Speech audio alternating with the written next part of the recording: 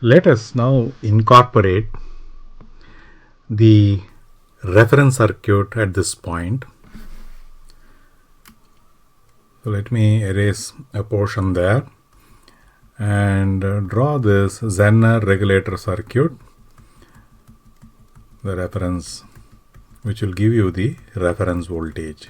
So I'll connect a pot here like this and take the tapping of the pot and connect it here to provide the V reference. So by adjusting the tap of the pot, I can get any value of V reference here to match AV0.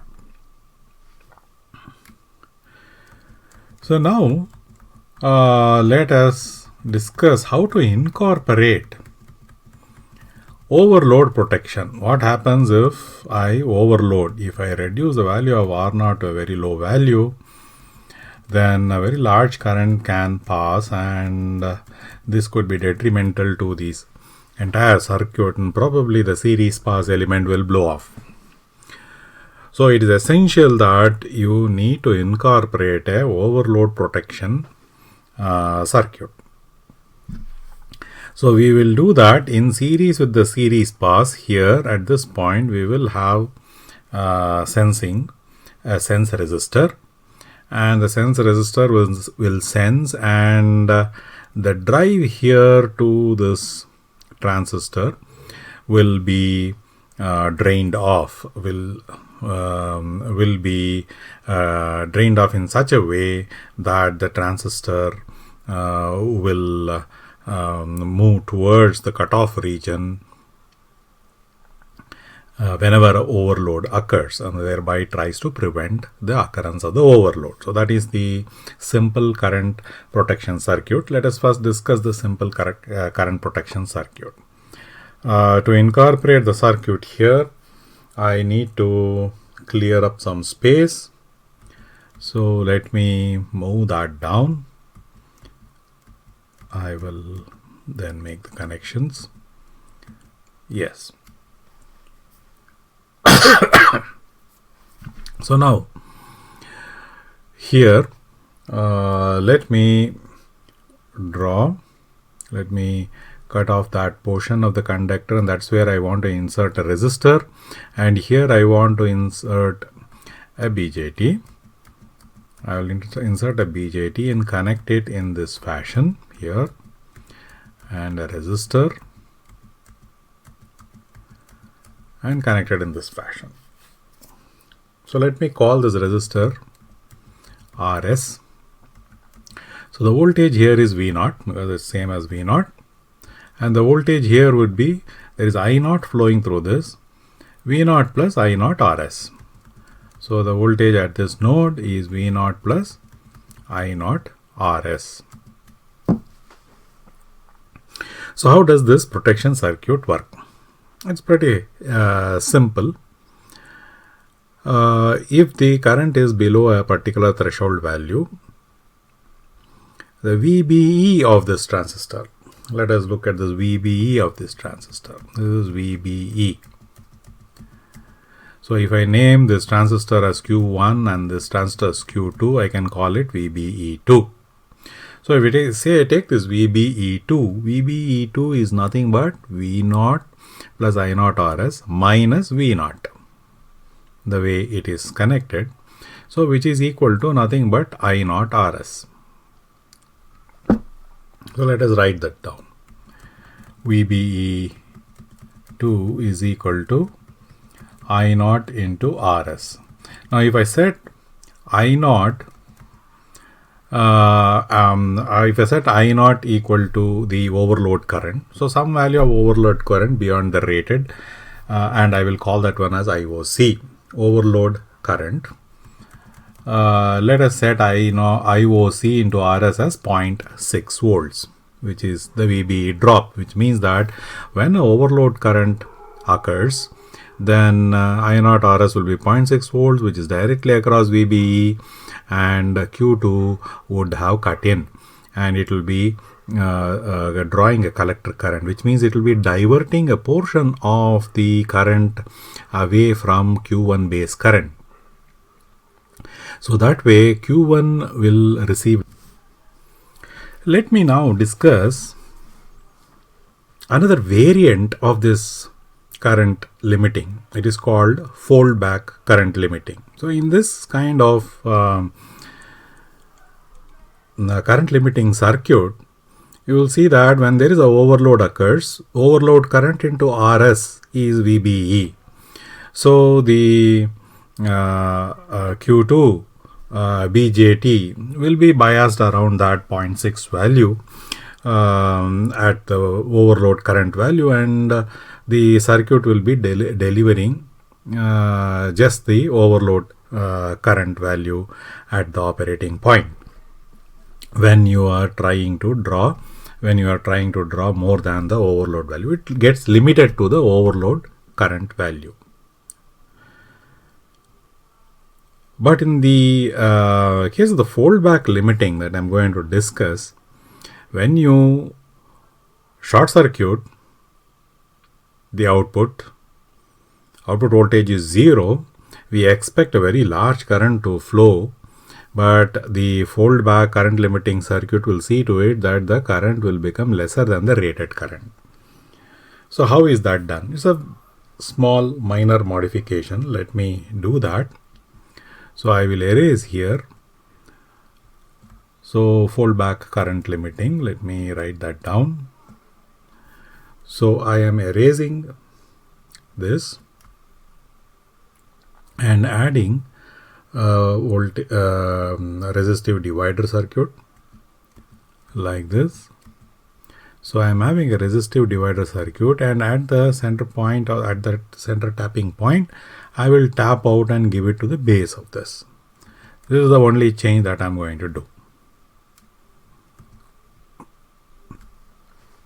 So the voltage here at this node will be V0 plus I0 RS into the attenuation factor of this particular voltage resistive divider circuit. Let me call this as RA and this is RB. Then the voltage at this point is V0 plus I0 RS into RB by RA plus RB. So let us write down what is VBE2.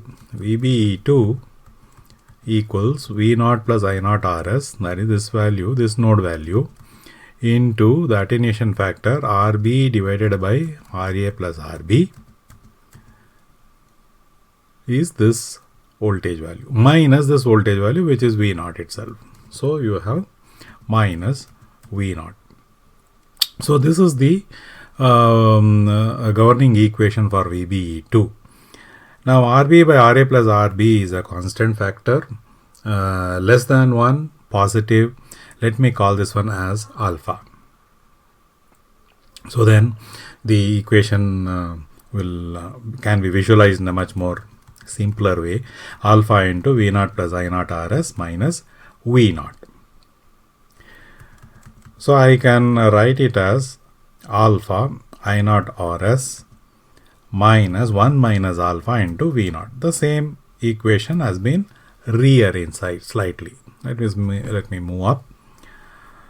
Now let me try to find I0. What is the relationship? I0 is, let me take this term to the other side.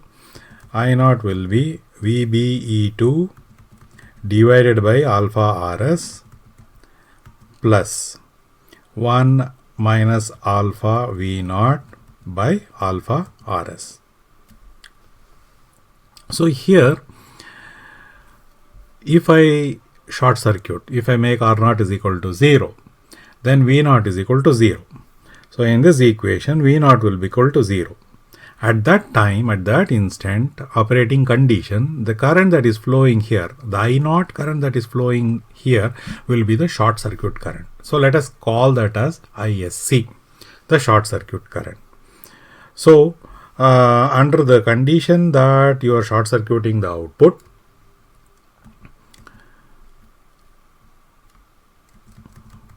when output is short circuited, V0 will be 0 and I will call I0 as ISC.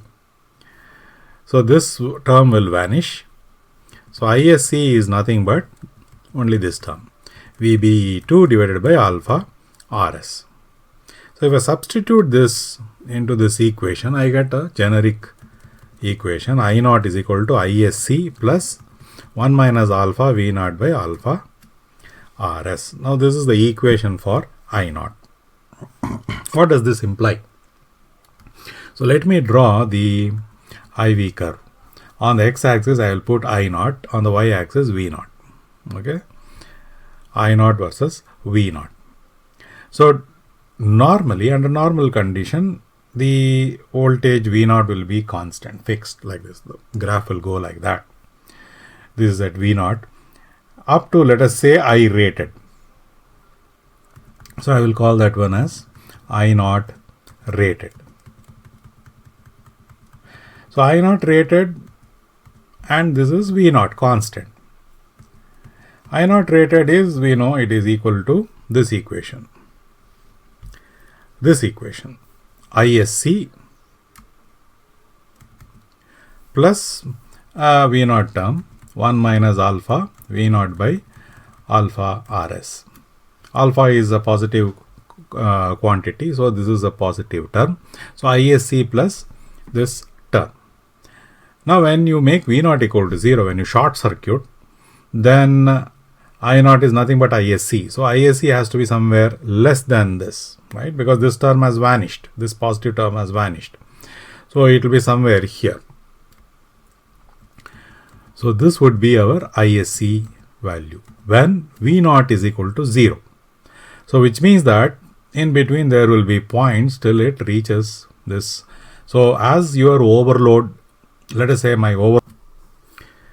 there is another important protection that we need to implement in this circuit, and that is in this region of the circuit where you have the full bridge diode and the capacitor filter.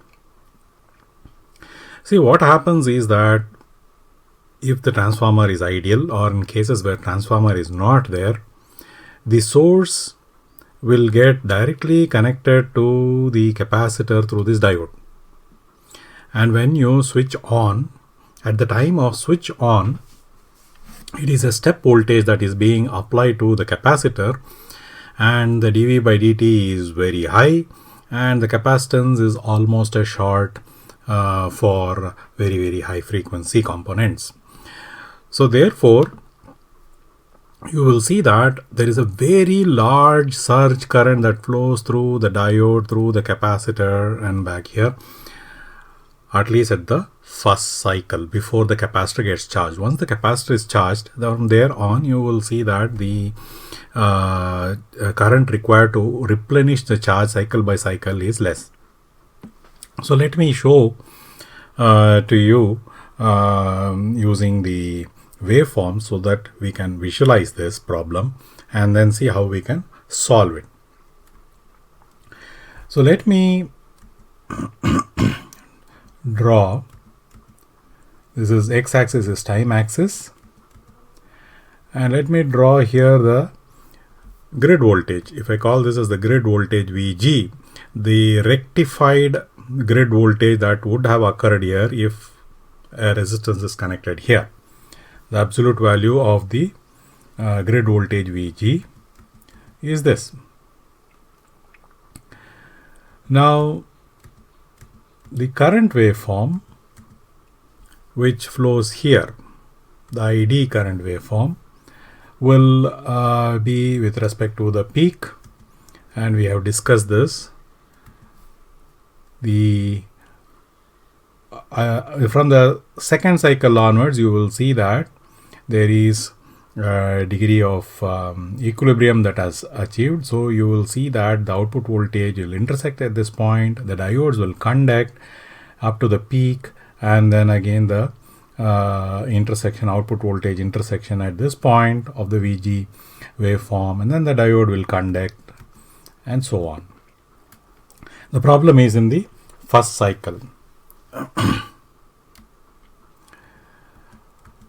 So let us plot the current waveform. So if I call this as ID, so ID can be plotted here, and for we know what the current wave shape is for the steady state of this diode bridge, full bridge capacitor filter circuit. It's something like this. What happens at the first cycle? So first cycle, capacitor is not charged. It is zero charge. Voltage is not there. Voltage is built. The entire energy in the capacitor up to half CV1 square has to be built up. So the current accordingly, integration of the current into time will be the half CV, the charge that comes into play. So you will see that there is a current waveform which is larger than what you would expect in the steady state, because here it is only the charge, the integral of this area is only the charge that is needed to replenish the capacitor cycle by cycle, whatever it has lost to the load during the period when the diodes were not conducting.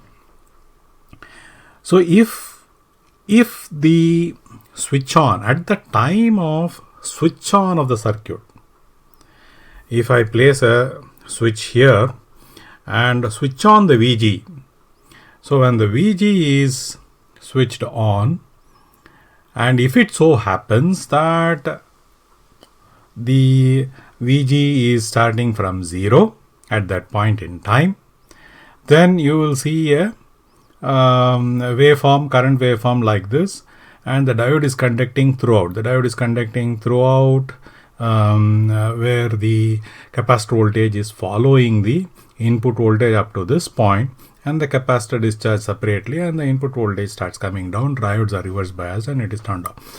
So this is the current waveform that you would see if the capacitor charges when the input voltage is switched on, and it so happens that at the time of switch on the input voltage starts from 0. The waveform starts from 0. But that is not what may happen in practice. When you switch on, the input voltage may be at any point on this curve, and let us say that at switch on the input waveform was somewhere here close to the peak. What would happen? So let me extend the curve a bit and indicate that at this point, when you switch on, let us say the input waveform, wave shape is at this point, isn't it? At the time when you are switching on, it is random. We don't know where the input wave shape is. It could be anywhere from 0 to V1. So that being the case, the worst case would be a value of the voltage which is close to V1. So if, let us say, it is going to switch at this point, then we have a much narrower window of time for the capacitor charge to build up. So if the input wave shape was here, we saw that there was this current charge, which this highlighted yellow highlight is the amount of charge that was put into the capacitor here. But in that smaller window, the same amount of charge needs to be put. So which means that my current should be much larger to accommodate the same charge that you need to put into the capacitor. So you will see that the current will reach a much higher peak value during that time, basically because when you are switching on, this voltage is 0 and this voltage is at almost close to peak. So the peak voltage divided by what are the resistances? The resistance is this diode resistance, one more diode resistance, and then the winding resistance. And if the transformer is ideal, there is no other resistances that come into the picture. So that can be a very high surge peak current till the capacitor charges up when the current goes to 0. So this first cycle surge limit is a cause of problem.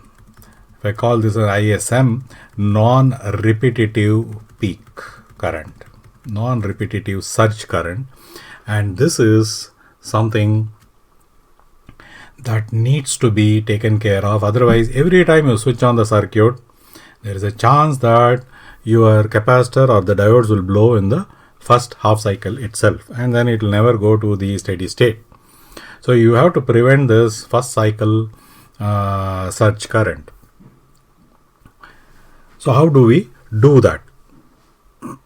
Let me replace this transformer with a practical transformer. In the practical transformer, you will see that there are leakage inductances, and it is the leakage inductances that come into play and provide some reactance to prevent surge current to flow through the capacitance during the first half cycle. So the leakage inductance is actually advantageous in our case here. So let us put that practical part of the circuit. So the equivalent circuit of a transformer is a T network. So I have one inductance, primary side inductance, secondary side leakage inductance. There is a mutual inductance. I will draw that. And then there will also be a loss component, equivalent loss component. I will show it like this as a resistance. So I can say that the transformer consists of this leakage inductance L sigma 1, L sigma P, secondary side leakage inductance L sigma S, the mutual inductance M, and RC the core loss component, let us say. So M and RC are very large. They are coming in shunt. So if there is a current that is going to be flowing Vg minus Vc, it will flow through this path as my arrow flows through the primary leakage, flows through the secondary leakage diode, then through the capacitance, then again the diode, and then back again. So that will be the path that the current will flow. So primary leakage plus the secondary leakage will act as an impedance to limit this surge. And that is why many a times when you put the transformer, you don't need to have additional protection. This inductance, the leakage inductance themselves will have a limiting effect on this first cycle surge. But I would insist that you be on the safer side and incorporate another component here, and that component I will call that as a thermistor. This is a thermistor. You would have heard of a thermistor. Thermistor comes as both positive temperature coefficient thermistor and negative temperature coefficient thermistor. We would like to use a negative temperature coefficient thermistor. What it means is that as the temperature increases, the resistance value decreases. What it means? How does this protect? So let us say cold value of the thermistor is at some value. Let us say 10 ohms. 10 ohms is the cold value of this thermistor. And during the startup, and let us say there is a finite voltage at the input at the time of the startup, finite step, then Vg minus this Vc will be 0 divided by this leakage inductance reactance omega L sigma P plus L sigma S will be the inductive reactance. That is J omega LP plus L sigma S plus this R would be the impedance that comes in series to prevent and limit the surge current. So if this was 10 ohms, so let's say that initially it is 10 ohms, and then as current starts to flow, the RMS current IRMS square into R is the thermal loss, power loss that happens, and the temperature starts rising. As the temperature starts rising, the resistance decreases, because that is what we would want to have, because as time progresses, now it has gone into the steady state. In the steady state, the currents are lesser, and I don't want the additional loss in the thermistor. Therefore, this negative temperature coefficient helps in the steady state. Once the RMS current has reached a steady state value, IRMS square R will see that the temperature rises in the thermistor, brings down the value of resistance. There is a thermal coefficient, so it will bring down the value of the resistance, let's say from 10 to 5 ohms. So the loss reduces during the equilibrium or the steady state. So this is how the thermistor works. So initially, the first cycle, we want a high resistance, as the cold value of the resistance should be high.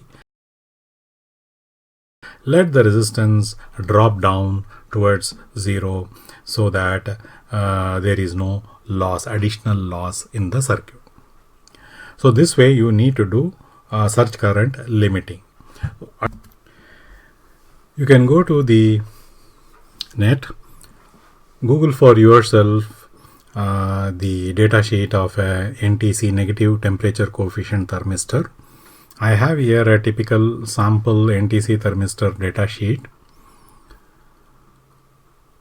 for inrush current limiting, maximum current of 1 amp, and R resistance at 25 degrees centigrade is 22 ohms, the cold value of resistance at room temperature. So this is how it looks, the dimension. This is a ICL09 series thermistor. Look at the highlights here. Characteristic data are resistance at 25 degrees C, 22 ohms plus or minus 20%. Maximum steady state current is 1 amp. Approximate resistance at max current, that is at 1 amp. You see the drop from 22 ohms, it drops to 0.95 ohms. So therefore you have a significant saving in the power loss during the steady state operation. Thermal time constant 30 seconds. Dissipation coefficient 11 milliwatt per degree centigrade, so on. So looking at this, look at this nomograph here. You have power versus degree centigrade. So at 25 degree centigrade, so this is the max power it dissipates because the value of the resistance is high. IRMS square R will be large, and then as the temperature increases, you see a drop in the power, a linear drop in the power, and by 100 degrees centigrade you see that the power has dropped to a very low value.